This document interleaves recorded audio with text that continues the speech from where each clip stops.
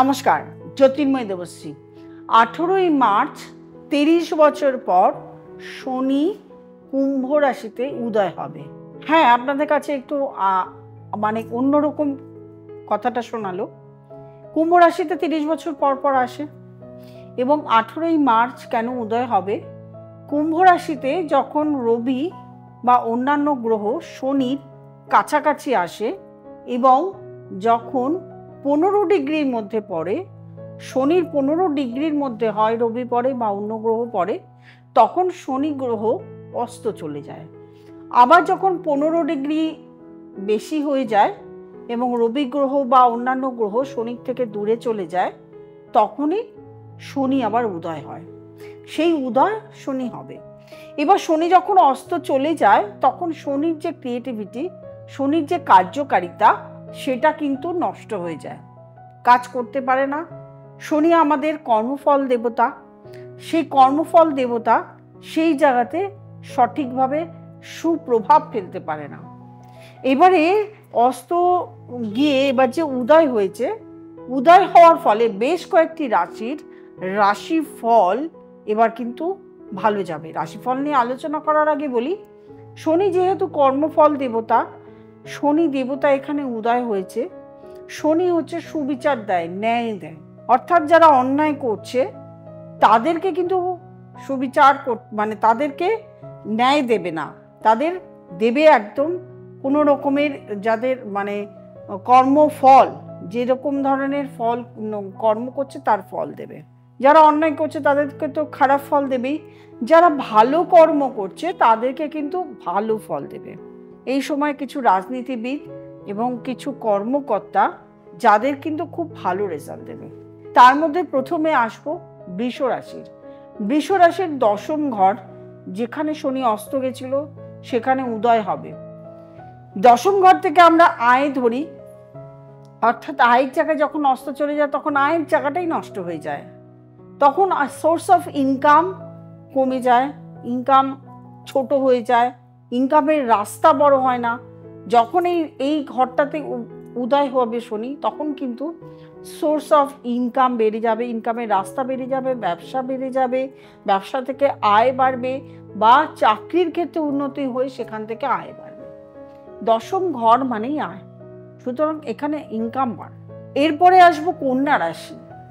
কন্যা রাশি থেকে 6ষ্ঠ ঘর হচ্ছে।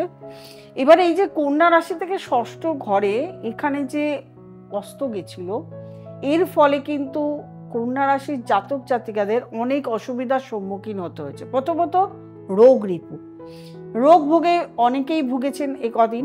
অনেকেরই দেখা গেছে শত্রু ভয় হচ্ছে, গুপ্ত শত্রুতা হচ্ছে, বা কারো কোনো শত্রুর জন্য আপনাদের ক্ষতি হয়ে গেছে। সেই জায়গা থেকে কিন্তু কন্যা রাশির জাতক জাতিকাদের এখন আবার শুভ ফল প্রদান দেবে।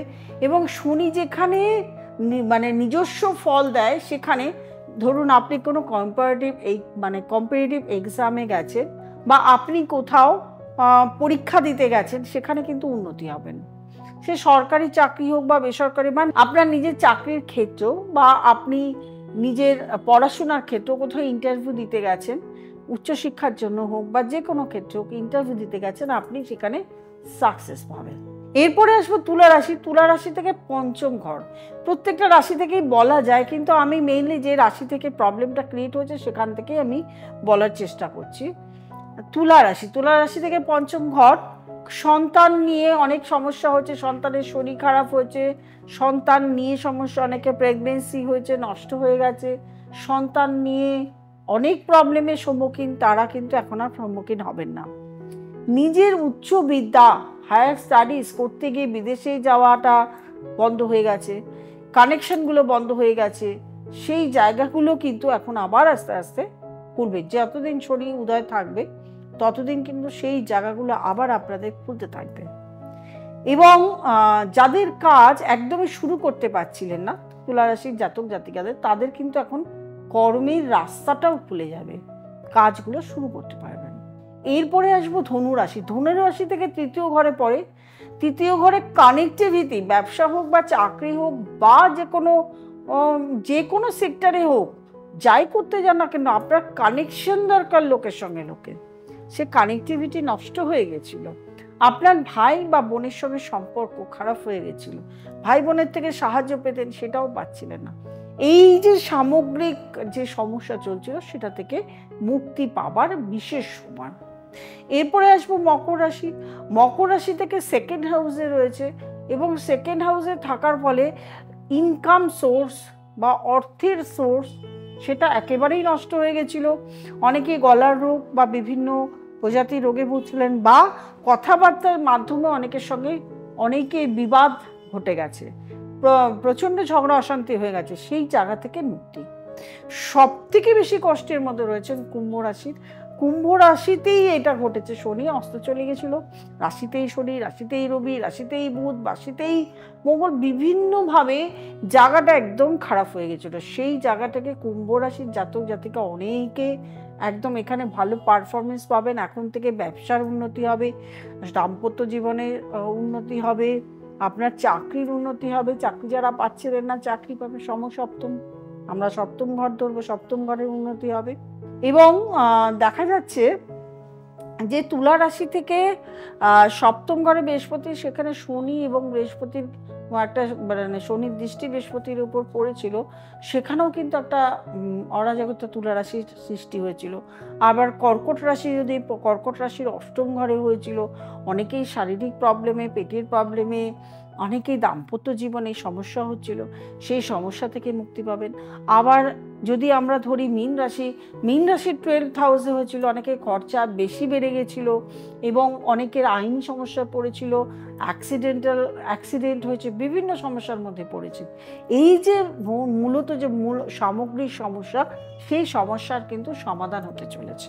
আমি তো মূলত যেটা বলেছি একদম ট্রানজিট দেখে বলেছি। আপনার নিজস্ব চার্ট আছে, নিজস্ব ডেট অফ বার্থ আছে, টাইম আছে, প্লেস আছে, তাই দিয়ে নিজস্ব একটা চার্ট বেরোয়, চার্টে দশা অন্তর্দশা বেরোয়। সেখানে যদি ফল দেখা যায় দশা অন্তর্দশা খুব ভালো, তাহলে কিন্তু অনেক সময় মিলছে, অনেক সময় মিলছে না। সেই জন্য নিজস্ব পার্সোনাল চার্টটা দেখানো অতীব জরুরি। যারা দেখাতে চাইছেন তারা অবশ্যই স্টলে নাম্বারটি দেখতে পাচ্ছেন, সেই নাম্বারটিতে ফোন করবেন, বুকিং করবেন, চেম্বারে চলে আসবেন, অথবা আপনি অনলাইন কনসালটেশনও চালু করতে পারেন। যারা নতুন দেখছেন তারা অবশ্যই সাবস্ক্রাইব করবেন, লাইক করবেন, কমেন্ট করবেন, শেয়ার করবেন এবং নোটিফিকেশন অল বেলটি প্রেস করতে ভুলবেন না। কী টাইপের প্রোগ্রাম করলে আপনাদের ভালো হয় সেটাও অবশ্য আপনারা কমেন্টে জানাতে পারেন। প্রত্যেকে ভালো থাকবেন, আনন্দে থাকবেন। নমস্কার।